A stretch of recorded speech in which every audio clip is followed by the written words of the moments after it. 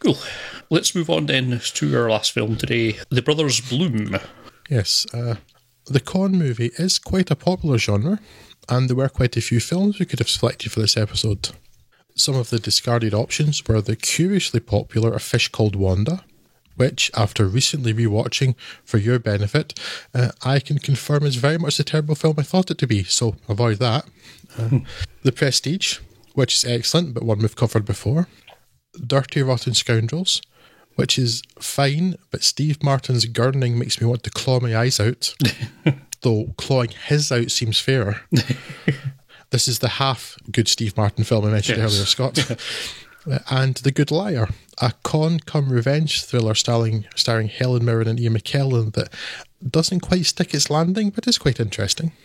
No, instead we chose to finish with a film in which Mark Ruffalo is the mastermind of many elaborate cons, and which features magic tricks and exotic locations. And no, it's not Now You See Me. Obviously, it's not Now You See Me, because Now You See Me is insultingly stupid, nonsensical trash of the lowest order. And more pertinently, we, collectively, are offended to our very souls that the sequel to Now You See Me is called Now You See Me 2 and not Now You Don't. It was right there.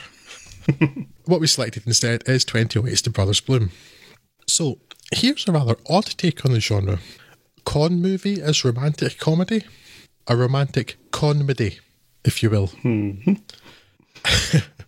And being both written and directed by Rian Johnson, you know that it's about family, and that's what's so powerful about it.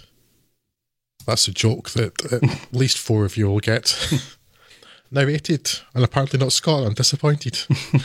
Narrated by Ricky Jay. Yes, him again. I mean, I liked Ricky Jay, but other magicians are available. The Brothers Bloom tells the story of 2 brothers, Stephen and Bloom, possibly making the latter's name Bloom Bloom, which honestly just makes me think of Basil Brush. Played by... You can count me to get the Basil Brush jokes. That's Played by, respectively, Mark Ruffalo and Adrian Brody. During a troubled youth, in which the siblings were kicked out of a succession of multiple foster homes, reasons for this including sold our furniture, molested cat, and larceny, Stephen writes his first con as a way to get Bloom to talk to a girl, and has an epiphany and finds his calling. Writing and creating elaborate cons and bringing them to fruition, changing reality to match his narrative. Though successful, the adult Bloom is tired, after a quarter of a century, of feeling like nothing more than an actor in Stephen's plays, and desires something real. He thus leaves Stephen in pursuit of some reality. 3 months later, Stephen finds Bloom in Montenegro, enjoying whatever reality the bottom of a bottle offers, and persuades him to return to the little outfit for one last con. The mark this time is Rachel Weisz's Penelope, a reclusive polymath and heir to a substantial fortune, and whose trust it is Bloom's job to earn. Once hooked, Penelope joins Stephen, Bloom, and their silent partner Bang Bang, Ringo Kikuchi, aboard a steamer bound for Greece. From whence, with Penelope under the illusion that she has joined a gang of smugglers, they head for Prague, Mexico and St. Petersburg. And much of what happens along the way, and I ask you now to steady yourself for a shocking revelation here, may not be what it seems.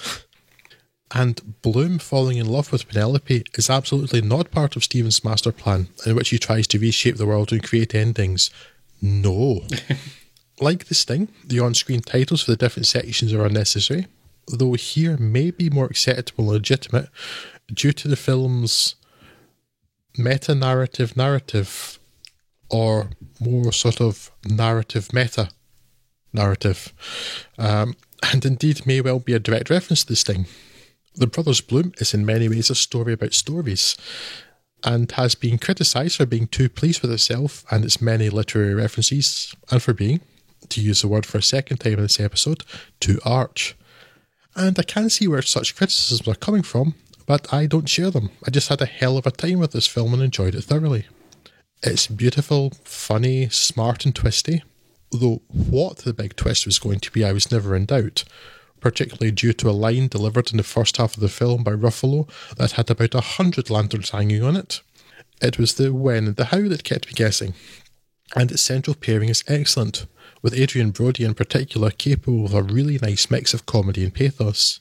Rachel Weisz adds a lively optimism to the group dynamic, and Rinko Kikuchi's wordless role provides not just humour and interest, but helps stop this being a total sausage fest, largely setting apart from everything else in this episode. The Brothers Bloom also has the second and third best comedy implementations of a Lamborghini after The Wolf of Wall Street. And while that wasn't a mental list I was keeping, it certainly is now. Right. The thing about this film is that I really like Wes Anderson films, which is good, because apparently Ryan Johnson likes Wes Anderson films too, because he made one. Because this is largely what The Brothers Bloom is. It's, if Wes Anderson directed this thing, you'd wind up with this. It is kind I'm not saying that's a bad thing. Absolutely not. That's why I love it. It's deliciously quirky. I'm not sure if I'll return to this. It's quite a massive flop by this accounting here, and it really doesn't deserve to be. I think there's a lot of joy to be had here. It's just a lot of fun. It is almost correlated directly to my kind of sense of humour. There's lots of great little character interplay. I mean, the actual long stand, the con itself is the weakest part of it. It does not warrant thinking about in the slightest, because it doesn't really stand up to any scrutiny at all. But it doesn't matter, because the whole point of it is just to give characters and actors like Ruffalo and Brody and Weisz, the opportunities to bounce off each other and get like great supporting acts like Maximilian Snell. And isn't it good to see Robbie Coltrane again? Yes, all films need Robbie Coltrane in a cupboard. Yes. Too early. Yes, it's just an awful lot of fun. It is. I don't know. I've not heard anyone trying to. Well, here's the thing. I guess my Ryan Johnston radar must have been turned off. I was vaguely aware of the Brothers Bloom appearing, but I didn't see it at the time, despite loving Brick. And it's kind of been a blind spot. Yeah, the name was familiar to me. That I remember that a film called Brothers Bloom being released, but how I missed that. Having liked Brick so much, I don't know how I missed this film. Yeah, and I mean, it is not very much like Brick, other than that kind of certain meta-ness that Brick also has to it as well, I suppose. But I think this is very much due for reappraisal. If you have not seen this and you also like Knives Out, then it's certainly this should be on your to-watch list, because it has similar kind of affectations to it. And I think a lot of the kind of reasons why you might like Knives Out would kind of carry over to The Brothers Bloom, and a lot of reasons, as I mentioned earlier, if you like kind of Wes Anderson type stuff, this has got a kind of bit more of that kind of whimsical nature to it. That's showing up in Brothers Bloom too, and it's just a really nice mix. I was heartily entertained through all of this, and I will gladly watch this many times over. I don't think I have a great deal of anything particularly insightful to say about it, other than to say I really, really enjoyed it. It is definitely something that you should be giving consideration to watching if you have not done so already. Yeah, again, we're talking sliding cigarette papers between this and Heavy Rainers for me. They're such different films. Yeah. There's humour in Nine Queens, but it's not like this is a comedy film. Yes. It's really funny. But like it's not necessarily better. It's just different. And that's fine. Yes. But yeah, this is something I'll return to again. I laughed heartily at several points. I cackled at some points, particularly the first crash with the Lamborghini. Yes. I'm pretty sure I cackled. Look, it's I'm not joking. I will now be keeping a list of comedy implementations of Lamborghinis in film. It may only be the three of them. Yes. Between the two in this and one in The Wolf of Wall Street, but I'm keeping that list now thanks to this. Nothing else. Here's how good it is. Andy Nyman's in it, and it's still good. How? Yes. I'll admit I was slightly concerned when Andy Nyman popped up near the start, because I looked at him, oh dear, that's Andy Nyman. That's not what I wanted to see.